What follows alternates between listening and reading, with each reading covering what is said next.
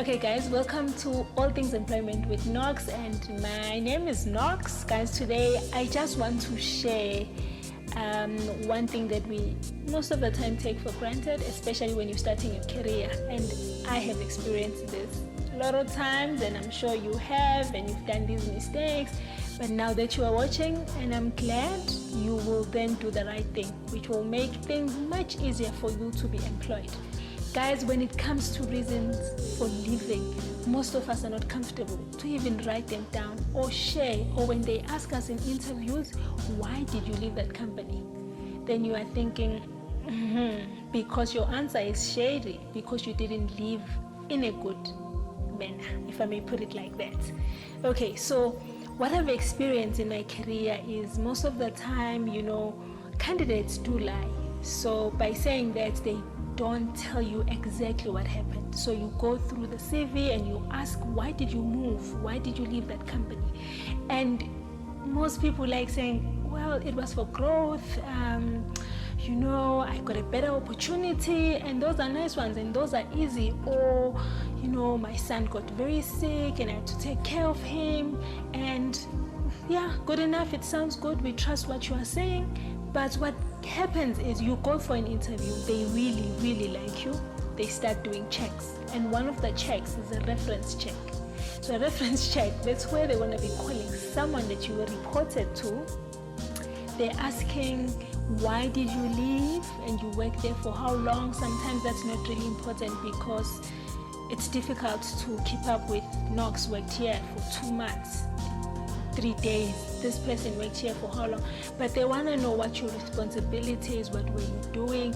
Given an opportunity, would they re-employ you? And if yes, why? And if no, why? So guys, I know most people think, oh no, they will never find out. You have to be honest. And that's why I'm saying it's important that when you get another job or you go for an interview and there is an offer in the table and they ask you, because they will ask you how soon are you available, what's your availability. I know most of us, we get so excited. You've got an offer, you're like, I have another job, I'm leaving. You wait for month end, then you get a notification from your bank, money is in, here you are, you're packing your bags and nowhere to be seen. You have not told anyone, you have not resigned properly, and you are happy, you are starting with a new company, it's a new job, and the other guys where you used to work, they will see themselves like, it doesn't matter, you've got another job, right? But you are not actually thinking what will happen one day if they want to do reference checks.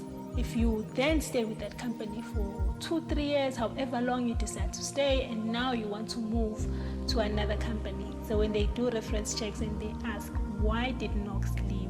What's gonna happen? Because you can't lie. So it's important, guys. I know when you get an appointment, you get an offer letter and you get your contracts, which is very detailed, how long you're gonna work, from this time to this time, your responsibilities, who you are reporting to, all those things. And they do cover your resignation there, that if you companies will actually write it in detail. But if it's not written, maybe your company is not giving you a properly structured contract, you can ask the guy you are reporting to.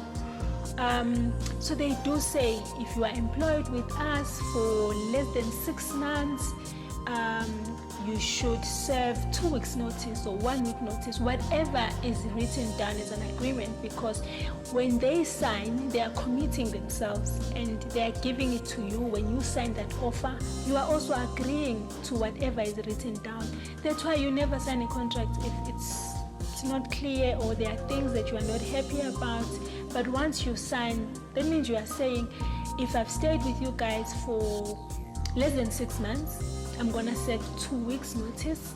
So it's important that when now things are looking good, where you've been going for interviews and they are doing checks and they ask you, Knox, what's your notice period? And you tell them it's 2 weeks. So that when they give you an offer, they give you that 2 weeks so that you can go hand in your resignation, and then you start serving your notice, and after 2 weeks, now you are showing in your new company where you've got a new position. So if most companies, if you've been with them for over a year or for over 6 months, you have to serve a notice of 6 months of a month or 30 days. It depends how they drafted it down, but you have to respect that, because you don't want to miss out on an opportunity when everything has been done. You went for an interview, you prepared, you aced the interview, they like you, they did the checks, they check, you really got your matric, you've got all the qualifications that you say you've got. Now comes to employment reference checks, and there's a block. Because again, remember, the person that you write as a reference is someone that you reported to, and they have to be honest in terms of why you left the company. So guys, before you get too excited, you get those emotions take over you, and you've got an offer, just do the right thing. And some people will say, no, but if you serve notice and they start treating you bad, it's fine. You're going anyways. So even if you are serving your notice for a month or for 2 weeks and they start treating you anyhow, it's okay. You live in, you just do what you're supposed to do the right thing, because it's gonna come back to you if you don't do it. And I've seen this mostly with people that are like entry level to mid-management level people. It's one of the worst mistakes that we make. You stay with the company for 3 months, you're like, no, I don't like it here, I'm going to start looking for another job, I'm going to look for another job. And you got that job, you're going through interviews. Some people don't even say they are working. Some are like, I'm at home and I'm available immediately, knowing very well that they are not at home, they're employed somewhere, and should they get something, they have to serve notice. So guys, don't make this mistake, because it can impact on your career, it can block a lot of things. So no matter how difficult it is, because I know other people start looking for a job when they don't like the company, or they're not treated well, or they feel there's no growth and it's just too much, and they're like, you know what, the next job I get, I'm taking it and I'm available immediately, I'm not gonna serve notice, you know what, I'm just gonna wait for my money to be in my account and I'm gone. Some would even say, I don't care about the money, they can like have the money as long as I'm out, and you know. And someone even communicate.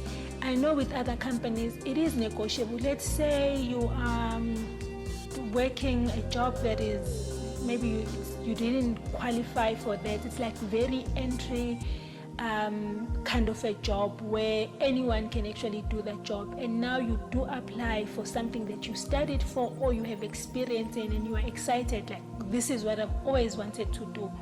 You still need to serve notice, because you committed to doing this job and they're expecting you. Now comes a Monday and you are not there, and you are not saying anything, and you have not communicated.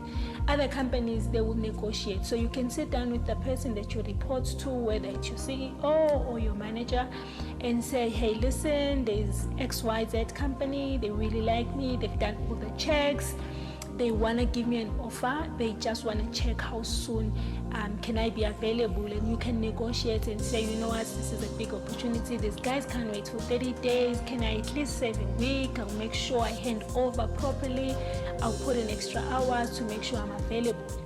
And as much as it was drafted that it's 2 weeks, but there is that room to negotiate, other than just packing your bags and not coming, and they're expecting you, they are calling you, they're sending messages, you're just looking at the phone like, I got a new job now, I'm sorted. Guys, don't you forget to subscribe, because we're just going to cover a lot about employment and things that we must be careful, and how we should handle ourselves, and how we make sure that nothing stands between us and the next job. I hope you enjoy it.